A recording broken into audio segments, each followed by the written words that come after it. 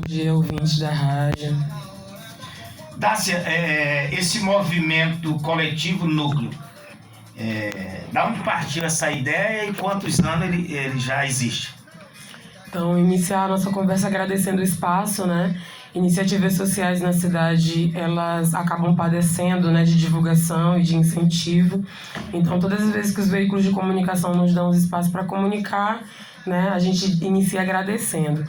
O Coletivo Núcleo é uma iniciativa, né, que vai juntar educação, cultura, arte, no intuito de construir uma Codó diferente, né, uma Codó melhor. E aí a principal problemática que faz a gente pensar uma Codó em futuro, né, transformada, é a questão racial. A gente discute o racismo, né, existente na sociedade brasileira, e Codó não é um pedaço que está apartado do mundo, né, ele é um pedaço que está dialogando com a modernidade do século XXI. Então, a gente junta o racismo com outros temas, né, de uma forma que seja educativo, cultural, que fale a voz das comunidades, para construir aquilo que os participantes de agora diziam, né, que é um processo de superação do preconceito. O preconceito é ensinado e ele pode ser desensinado, que é isso que a gente busca. Esse movimento teve início quando? Em 2016. A gente nasceu em 23 de abril, né? Dia da festa de São Jorge. Nós temos como patrono o Orixá Ogum, né? Nós somos uma organização referenciada a partir do continente africano, né? Que justamente por conta dessa questão racial. E aí as armas de Ogum são o nosso escudo, né? São a nossa proteção. Fazer esse tipo de movimentação é bastante difícil, porque além de não contar muitas das vezes com apoio, é difícil também fazer com que as pessoas entendam que quando nós discutimos a questão racial, a gente não está inventando o racismo e a discriminação. Nós estamos justamente fazendo o contrário, tentando coletivamente juntos buscar soluções, né? Então, em abril de 2016, a gente inicia a nossa trajetória. Esse encontro que vai acontecer agora dia 25 é o 36, né? A gente faz esses encontros mensais há 5 anos. Falhamos algumas vezes por dificuldades, inclusive financeiras, mas na medida do possível, todo final de mês, geralmente o último sábado, às vezes o domingo, quando é preciso, a gente junta a nossa juventude, a nossa galera para poder fazer a nossa mobilização. Existe já quantas pessoas que fazem parte desse movimento? Então, a gente não trabalha com um processo de filiação como de partido, né, ou de associações. A nossa filiação é bem fluida. E isso causa até uma dificuldade de entendimento, né, da comunidade sobre a gente, né? Mas quantos vocês são? Nós representamos a juventude da cidade. Uma juventude que é variada, que tem várias caras, que tem vários gostos, que tem várias orientações sexuais, que se congrega em várias religiosidades, né? A gente tem desde os umbandistas, passando por pessoas que é espírita, né, por protestantes, cristãos católicos no grupo. E esse momento agora mesmo é que a gente está bem hétero, né? A gente está heterogêneo, a gente está bem misturado mesmo, né? Porque na necessidade de se reorganizar no meio da pandemia, a gente foi tentando dialogar com aquilo que congregava, tentando passar por cima daquilo que seja, essa é a minha opinião, aquela é a tua opinião, né? Para construir a entidade. Deixa eu te perguntar, você não... Imagina-se que o próprio negro hoje, você não acredita que ele mesmo auto se discrimina, não? Isso nunca existiu porque racismo é um processo de privilégio. Se eu, pessoa negra, não comando a sociedade, eu posso ser veículo de discriminação. Eu posso xingar você e você pode me devolver o xingamento porque nós dois somos 2 pessoas negras. Mas nós não estamos na cadeia de comando, né? Se você olhar para os altos escalões da política mundial e mesmo da economia, nós não estamos nos postos de comando. Então, quando a gente fala mal do nosso tom de pele, do nosso cabelo, de outras características físicas da negritude ou de aspectos culturais da negritude, o que a gente está fazendo é sendo o veículo da discriminação, mas a gente não está sendo a discriminação em si, né? A gente está sendo só o veículo do problema.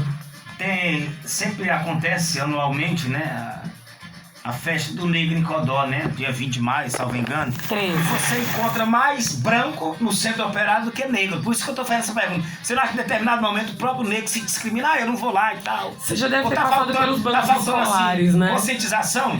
Pois é, você já passou pelos bancos escolares. Vamos fazer um teste rápido. No livro de ciência, qual é o corpo da saúde? É um corpo branco ou um corpo negro? Branco. Quando há o ideal de beleza no material de artes, o corpo é branco ou o corpo é negro? Branco. Qual é a cara de Jesus Cristo que disseram que ele tinha essa cara, mas a gente sabe que não era aquela? É branco.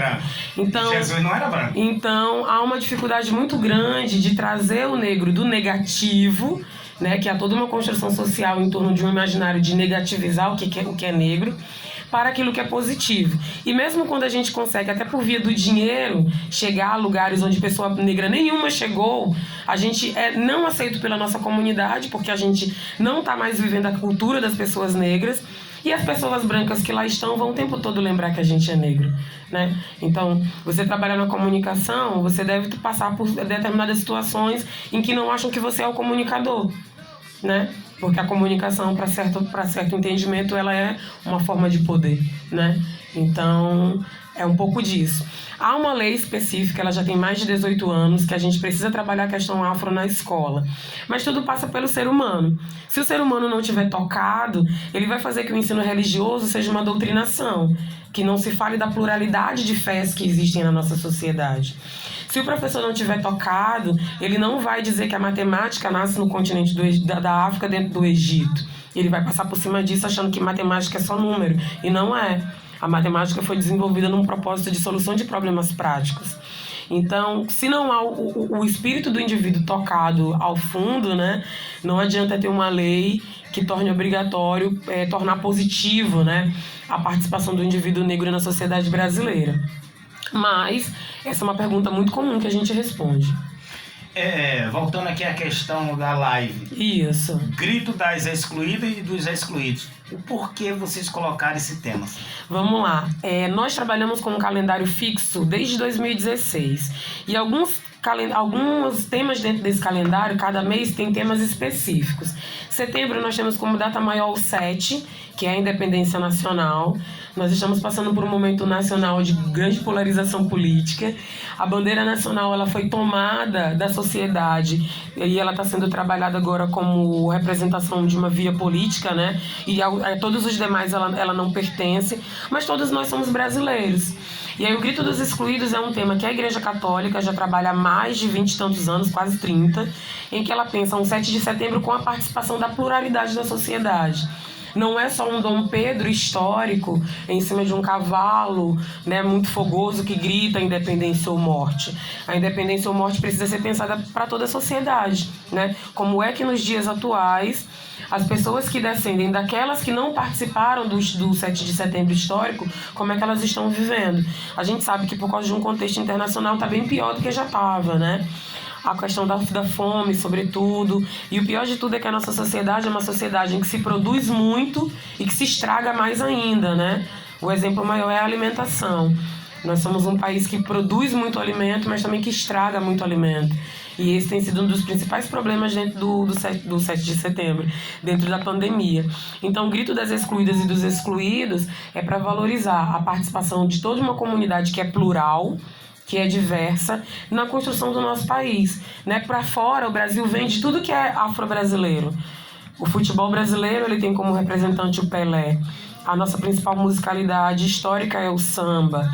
Quando você vai ver a culinária, é uma comida de senzala, uma comida de casa grande feita pelas nossas mães negras, né?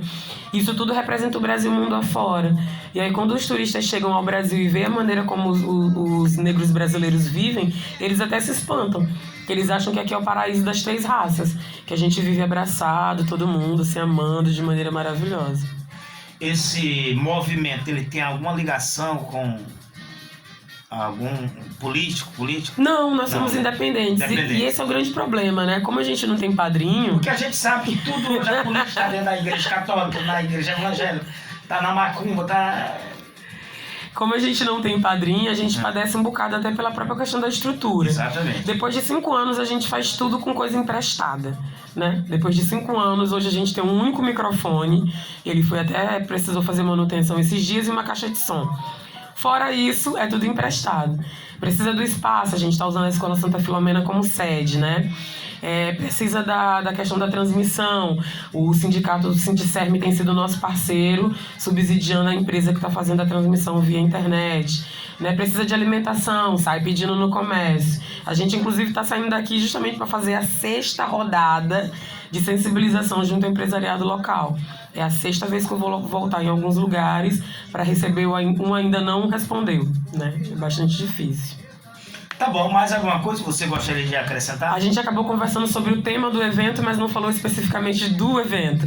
Dia 25 de setembro, sábado agora, a gente convida toda a audiência do programa Voz do Povo, né? Interessados em um programa familiar, cultural, que valorize Codó. A gente vai estar lá no blog do Acélio, né? Que é o outro nosso parceiro grandioso, que disponibilizou o blog por 6 meses para que a gente possa, apesar da pandemia, continuar se organizando e fazendo a nossa movimentação. Então, o Daniel perguntou quantos somos. Atualmente a gente é uns 20 e pouco, 30, nesse núcleo mais nervoso do grupo, né, que mobiliza outras pessoas. Nós somos arredondando umas 30 pessoas nesse momento, sobretudo contando com os meus familiares também, né, que são a minha retaguarda. Dia 25, live solidária, Grito das Excluídas e dos Excluídos, transmissão no canal do blog do Acélio, 7 horas da noite. 7 horas da noite, viu, pessoal? Muito obrigada, né? A gente agradece o espaço, convida todo mundo para prestigiar a gente. Vamos ter brindes, né? E vamos ter homenagens também aos excluídos da terra. Muito bem. Tá bom, conversamos aí com a Dácia. Ela é aí do movimento coletivo Núcleo aqui da cidade.